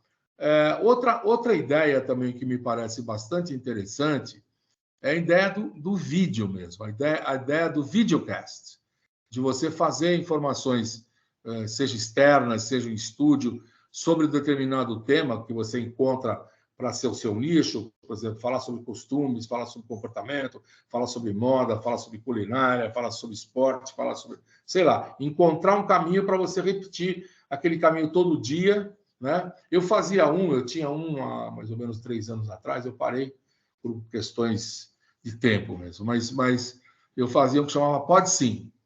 É um podcast, isso foi feito há 3 anos, estava começando, eu tive essa ideia, e eu falava sobre comportamento.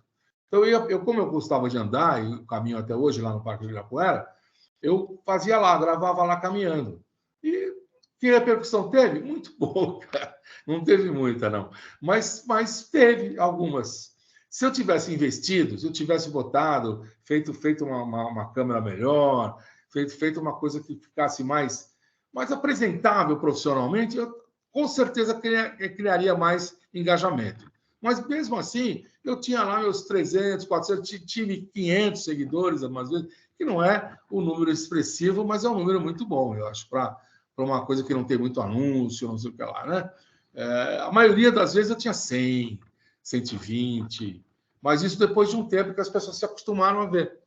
Então, mas eu acho que não pode fazer o que eu fiz. Tem que investir e acreditar. É que eu, dando aula, fazendo projetos, eu não tive muito tempo para fazer todo dia isso, né? Então, claramente, eu parei de caminhar ali, tive que caminhar em outro lugar e com caminhadas menores. Mas não faz mal. Mas vamos de novo à questão dos nichos.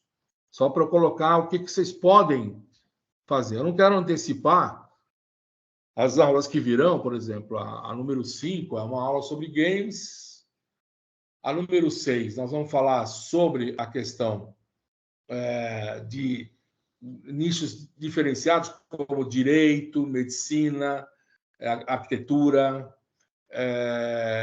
serviços públicos, não serviços públicos de governo, serviços públicos, questões ligadas à própria sociedade. Vai ser o 6º. O 7º é o jornalismo e o streaming. Tá? E o último curso, a última aula, vai ser o streaming de serviço, esse streaming nacional, que a gente está chamando de Streaming Brasil, que deve ser um streaming implantado pelo governo para aproximar o público dos serviços públicos, né? Utilizando toda a rapidez do streaming, toda a facilidade, toda a intuitividade do streaming, para que as pessoas tenham acesso aos serviços públicos com mais rapidez, mais tranquilidade, mais navegabilidade, mais usabilidade. É uma ideia que está em cozimento, vamos dizer assim, e está num bom termo já estamos começando a pegar liga.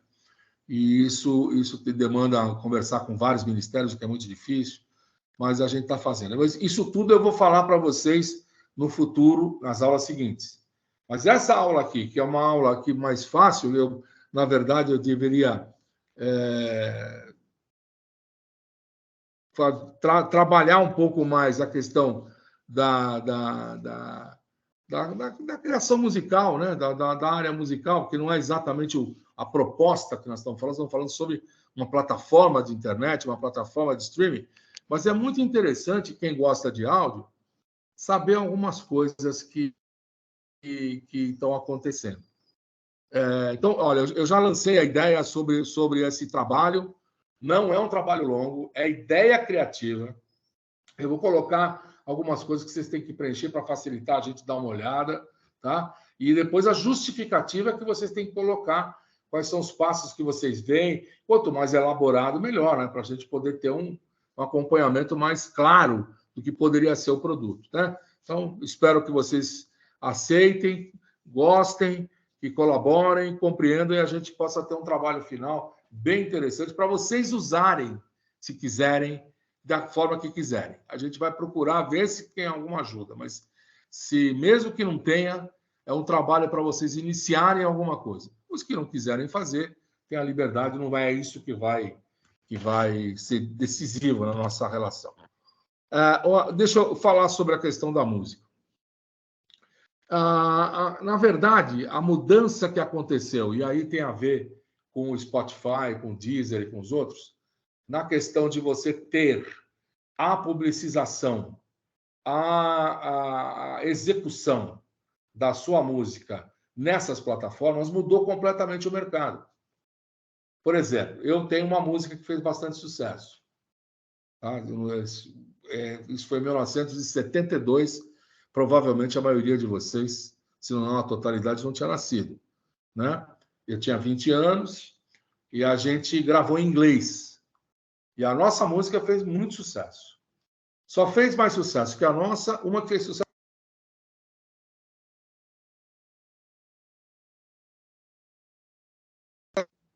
Que é um cara chamado Maurício Kaiserman, que era Morris Albert, foi até produtor do nosso disco, do nosso LP.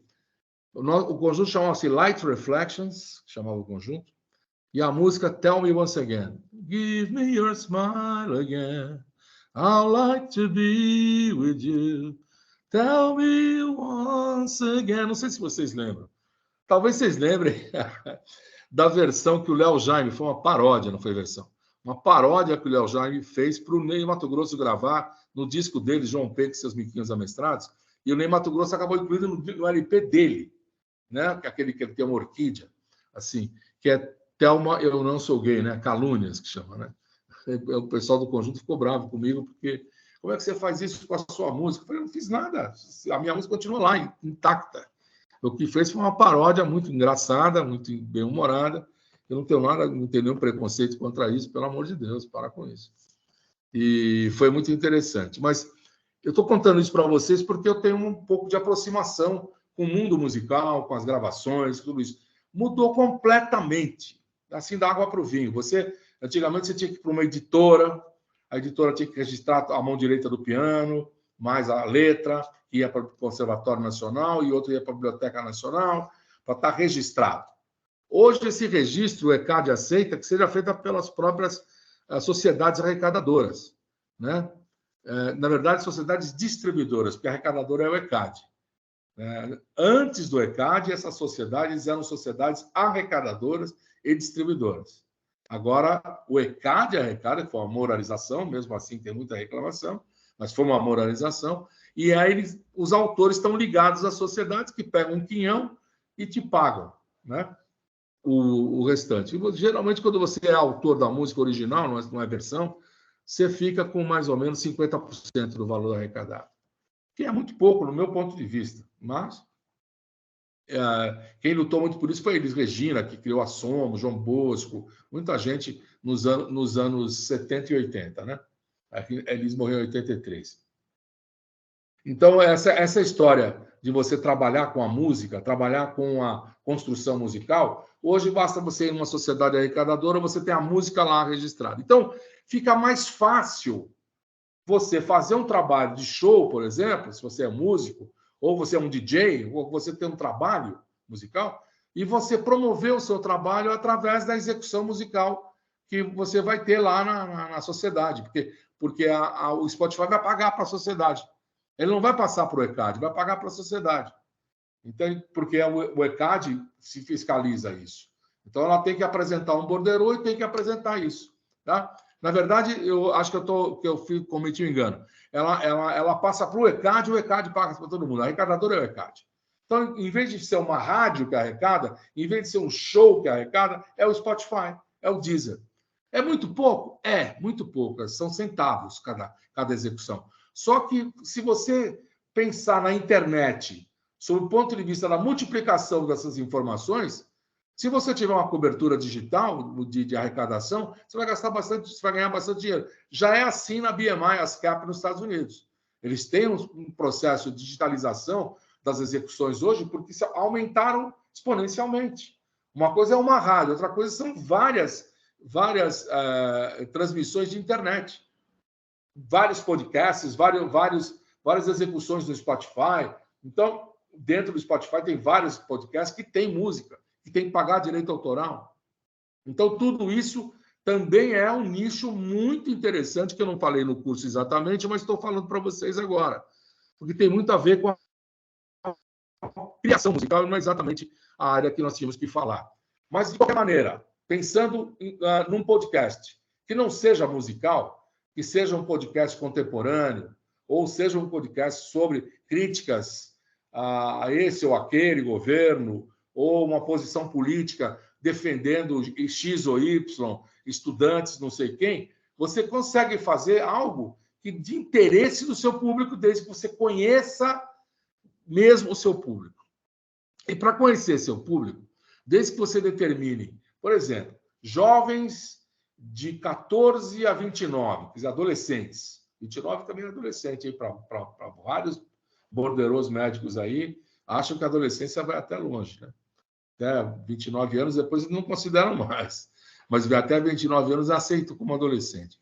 Então, essa proposta pode ser que esse jovem adolescente tenha um gosto para televisão, um gosto para cinema, vá buscar essas pesquisas que existem desse segmento de público diante da programação, porque a programação da televisão, do rádio, não tem muita diferença sob o ponto de vista da comparação entre os públicos que você quer fazer, claro.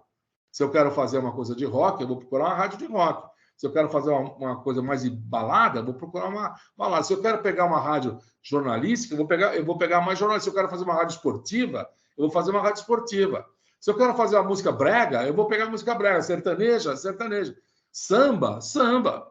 O nicho que você fizer vai ter a resposta em outros trabalhos que você possa ter ligados a pesquisas em outras plataformas, né? Televisão, rádio, Então, aproveitem para pensar sobre isso, para determinar que vocês possam trabalhar no sentido de perceber essa analogia entre pesquisas, trazer um pouco essa pesquisa e fazer leitura das pesquisas que existem, para ver se batem ou se não batem. Depois, originalidade. Eu já falei sobre isso aqui, mas eu estou retomando para que vocês possam pensar um pouquinho sobre essa questão. Quando eu falei da manada, eu disse, tome cuidado com a repetição do que já existe, porque nunca será o original. Se o original continuar bem feito, dificilmente você vai roubar o público dele, a não ser que você faça uma coisa melhor que ele. Aí é outra coisa. Mas, geralmente, as cópias, existem exemplos que negam isso. Mas, a maioria das vezes, não tem a mesma substância, não tem a mesma estrutura, não tem a mesma qualidade dos hosts, sei lá. Existem essas diferenças e você fica pegando migalha, você fica pegando rabeira, pegando carona. Quando você podia acreditar mais em alguma coisa que talvez não desse resultado imediato, porque nenhuma modificação... Tem um velho ditado que diz que o boi fora da manada é recusado por todo mundo, né? Todo mundo critica o boi fora da manada, porque ele é diferente. Ele é um boi que não quis entrar na manada. Então, para ele vencer a sua personalidade, impor a sua personalidade, seu modo de ver a vida, a sua arte, ele tem que ser consistente, perseverante, resiliente. E isso demora um tempo, não adianta, não é uma coisa que chega de uma hora para outra. Então, tenha paciência, se você quiser fazer um nicho diferenciado, para que você demore o menos tempo possível, claro, mas que você tenha a possibilidade de inventar algo que seja visto pelo mercado como diferente. Porque com essa consistência, que é o que vai dar diferença para você ter público. O mídia viu, eu estou agora, sei lá, com 1 milhão de views, 2 milhões de views, bom, aí os caras estão vendo você, te põe no trending. E aí você está dentro da grade de mídia da agência, da empresa, faz direto, faz publi, faz as coisas que você tem que fazer. Mas, na verdade, você precisa esperar que essa situação aconteça e nem todo mundo tem paciência, quer investir e receber amanhã. Não existe isso na comunicação, pessoal. Não existe. Ou você vai trabalhar de empregado para alguém, ou você vai fazer o seu próprio negócio e tem que ter paciência. Primeiro, você tem que achar um nicho ótimo. Tem que achar, dentro desse nicho, o melhor formato, a melhor situação onde você possa alcançar um público maior, sem extrapolar. Mas pegar o público que você sabe que vai ser aquele que vai ser engajado com você, porque é o público que gosta disso que você viu nas pesquisas. Bom, diante deste fato, eu diria que esse é um caminho básico para qualquer tipo de produto de comunicação. Mas no caso do streaming, isso é mais valioso, porque a linguagem que você vai ter que usar é de edições curtas, muito flash, muita passagem, tá? Muita brincadeira. No caso do áudio, por exemplo, usar ilustrações sonoras, por exemplo. Eu fiz em 1998, um ano após a morte do Paulo Freire, para a Rádio Nederland, da Holanda, ainda tinha o serviço brasileiro lá, eu fiz a vida do Paulo Freire. Foram 5 programas de áudio, isso está na internet, quem quiser ver, chama O Andarilho da Utopia.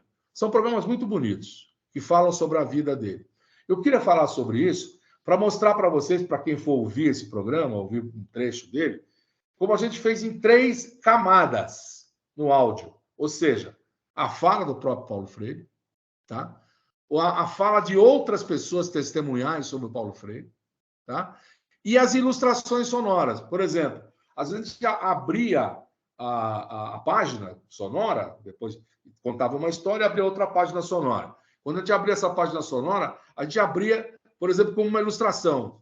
Eu me lembro, por exemplo, quando a gente estava falando da chegada do Paulo Freire a São Paulo, na década de 50, que ele estava no Recife, ele veio para cá, veio para a PUC, veio dar aula, veio não sei o quê e tal, e começou a ter a publicação do Psicologia do Oprimido e todos os livros que ele escreveu, a repercussão mundial do trabalho que ele fazia. Havia um cenário na época do Juscelino, na época do Jango e tal, que permitia isso. E isso eu ilustrei, por exemplo, com a Copa do Mundo de 58, com a fala do Aldo Moro decretando a queda do Jango, a posse do Jânio Quadros antes, né?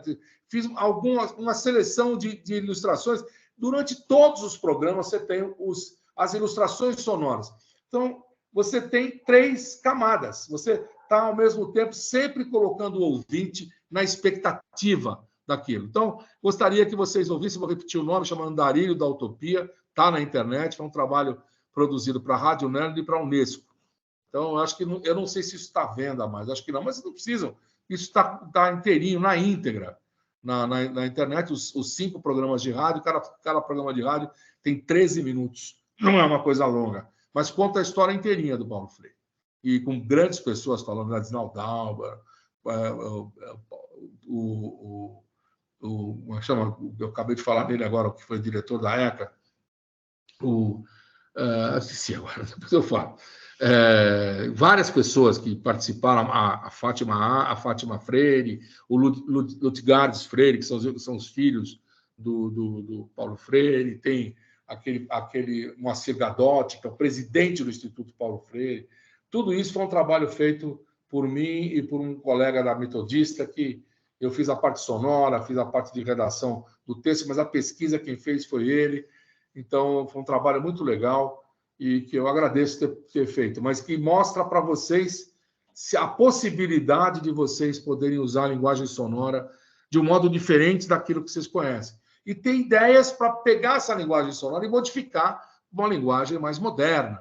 Poder fazer certas coisas que já estão aí, já estão sacramentadas, mas usando uma linguagem mais moderna, de cortes mais rápidos, de bastante humor, em alguns casos, de calcar no drama, não sei. E aí ver, por exemplo, um outro exemplo que eu sempre dou e que eu acho que foi um momento muito legal, foi o da Rádio USP, nos anos 80, em que a gente tinha uma faixa, eu fui diretor lá, foi uma faixa que a gente tinha programas de humor. Era aos sábados. Então a gente tinha, abrindo o Premeditando Black, que era um programa chamado Quase Lindo, que era o nome do disco deles. Vande, né? Todo mundo lá. Depois você tinha, na sequência, o Língua de Trapo, com a Rádio Matraca, que era também. Então, e um terceiro programa que é o Não Tranca, que lá vem a Alavanca, né? Que era um programa de humor. Então, estou falando de um nicho de humor. Também você tem que ter as pessoas certas para poder falar, as pessoas certas para poder desenvolver, mas e saber roteirizar. Então, muitas coisas eram roteirizadas em cima da literatura. Por exemplo, eu me lembro o prêmio que eles ganharam na Rádio Welle, na Alemanha, tiraram o segundo lugar em drama, em português. A peça foi traduzida em texto para o alemão, mas eles escutaram a peça, com a tradução na mão, em português. E a peça tirou segundo lugar. Eu diria que ela deveria ter ganhado primeiro. Ganhou uma peça inglesa, uma peça muito legal, bem cotidiana, assim, bem moderna, assim, um tipo Friends, bem interessante o que ganhou o primeiro lugar. Mas esse que eu estou falando é o Vampiro de Cubatão. Vampiro de Cubatão. Veja a criatividade desses caras. Tinha acontecido naquela época, isso em 1985, 86, a queda de uma barreira na Serra do Mar que tinha causado um transtorno muito grande em Cubatão. E antes disso tinha havido um incêndio, porque descobriram que a Vila Ré não, eu esqueci o nome da vila. Essa vila, que era em Cubatão, ficava em cima de dutos da Petrobras e pegou fogo. Então, dois acontecimentos que causaram problema da poluição da indústria química de Cubatão, né, a questão da poluição dos dutos da Petrobras que ninguém sabia, e a queda do morro, que começou a cair porque ela não tinha mais grama, por causa da poluição. A poluição acabou com a grama dos morros. Então, houve uma época em que as pessoas ficaram muito com medo de cair, como tinha acontecido em Teresópolis, em Petrópolis, que caía toda hora, caía aquela terra. E o governo Montoro, na época, ele mandou pulverizar com aviões, né, aviões de agricultura, para pulverizar de sementes. E, sabe, com o tempo crescendo grama. E realmente aconteceu isso. Ficou verde de novo. Eles ficaram... Mas nesse período ficou uma tensão. Teve um cara na Rádio USP, eu não vou dizer o nome dele, mas não importa. Ele combinou com o Santoro e comigo para fazer um programa chamado Verdades e Mentiras. Esse programa era um programa que falava, por exemplo, assim, não sei quem renunciou. Será verdade ou mentira? Ele contava um monte de coisas, sei lá, que parecia que era verdade. Só que depois ele, não é verdade. O que você acha? É verdade ou mentira? Escreva para cá, vaga para cá e tal. A ideia era uma ideia interessante porque tinha muita interação com o público, tal. O rádio tem essas coisas. E ele era um cara inteligente, um produtor inteligente, ele fazia os temas muito interessantes. Sobre casais, tinha sobre política, tinha sobre tudo. Mas esse dia, que é exatamente o dia de ontem, no dia 31 de outubro, que é o dia de Halloween, foi o dia em que Orson Welles fez, na verdade, no dia 30 de outubro, não 31, 30, fez a transmissão na CBS Radio de Nova York da Guerra dos Mundos, que causou a morte de 300 pessoas em Nova York. Não foi uma brincadeira.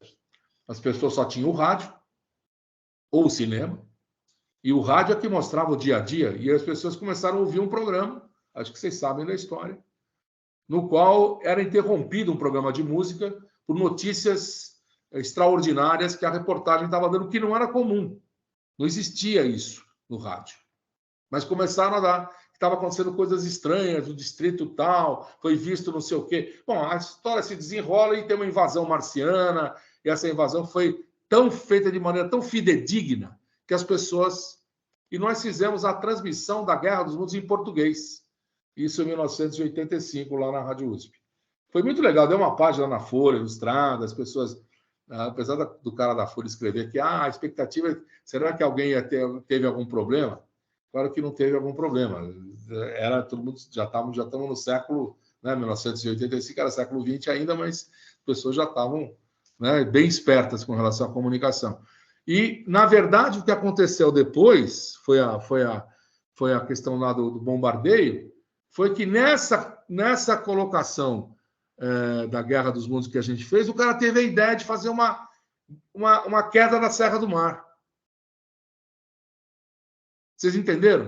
Quer dizer, fizemos a versão da Guerra dos Mundos, legal, bonitinho, todo mundo participou, e ele teve a ideia, quando ouviu, de fazer a queda na Serra do Mar. E ele fez. Ele fez exatamente igual. Um repórter falava, olha, estou aqui em Santos, parece que está havendo um problema aí na Defesa Civil. E os caras estão sempre ligados. A rádio da USP deu um pânico danado. Saiu na primeira página de todos os jornais no outro dia.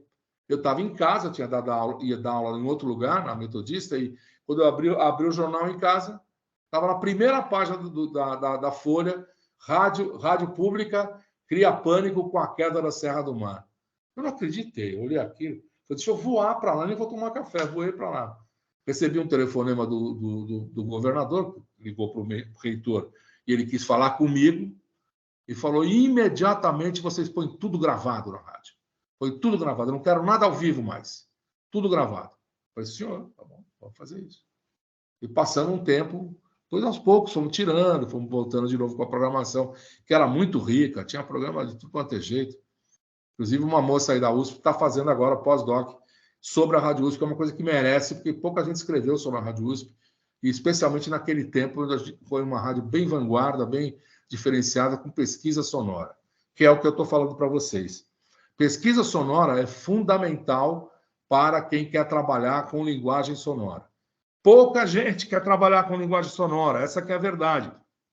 Porque pouca gente tem interesse em fazer esse rádio que não tem muito espaço. Mas quem sabe, né? No streaming. Quem sabe no podcast isso mude. Isso pegue um outro tipo de público, com uma outra visão, com uma outra aproximação. Volte de novo, isso já aconteceu muito na história, volte de novo a ter interesse em trabalhar cenários sonoros, faixas, trabalhar com uma linguagem mais aproximada, mais interativa com o público, menos música e menos notícia, como nós temos hoje, né?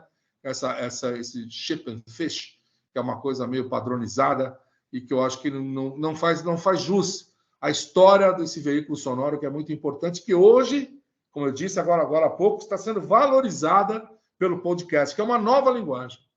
Eu não considero o podcast uma das linguagens do rádio anterior. Ele tem características sonoras e características dos formatos sonoros, mas ele é, por si só, um formato diferenciado, que está se criando na medida em que isso está se tornando uma realidade com esses números que eu passei para vocês hoje. Então, eu quis passar essas informações sobre o rádio, sobre a música, que não estavam no curso exatamente, para que a gente pudesse também acrescentar algo, e de certa forma, uma coisa pessoal minha, que tenho essa experiência, para que vocês possam também incluir nesse trabalho que eu gostaria que vocês fizessem, um trabalho de esforço para vocês mesmos, porque numa dessa, vocês criam alguma coisa que vale a pena, isso pode ser um trabalho de interesse, e a gente vai estar em cima para ajudar, para corrigir, para falar, para dar toques e incentivar, principalmente. Pessoal, a aula de hoje é isso. Na semana que vem, nós vamos falar sobre a questão dos games. É uma aula bastante interessante, já que é um mercado que cresceu demais. Então, eu vou procurar me esmerar bastante para dar um panorama, como a gente deu hoje aqui do podcast, que eu espero que tenha sido bastante interessante para esse início de trabalho que nós estamos fazendo. Pessoal, Carolina, obrigado. Você passou a lista, né, Carolina? Passou, né? Isso. Eu vi que ela tinha passado lá. Então, pessoal, muito obrigado. Até a próxima semana. Hoje nós estamos no dia 2. Então, nós vamos estar no dia 9, é isso? Não, dia 9 não, dia 8. Dia 8, quarta-feira. Tá bom? Isso. Estaremos juntos às 16 horas. Um abraço para vocês. Muito obrigado pela atenção. Hoje nós tivemos 30 pessoas, 31, agora estamos com 28. Foi um número bom para a véspera de feriado, né, pessoal? Geralmente nós estamos tendo 40, mas eu acho que foi um número muito bom. Não sei se as pessoas vão viajar ou não vão viajar, mas se forem viajar, bom feriado e divirtam-se, tá bom? Um abraço e até semana que vem. Hein? Um abraço, André. Obrigado. Tchau, Fábio. Obrigado.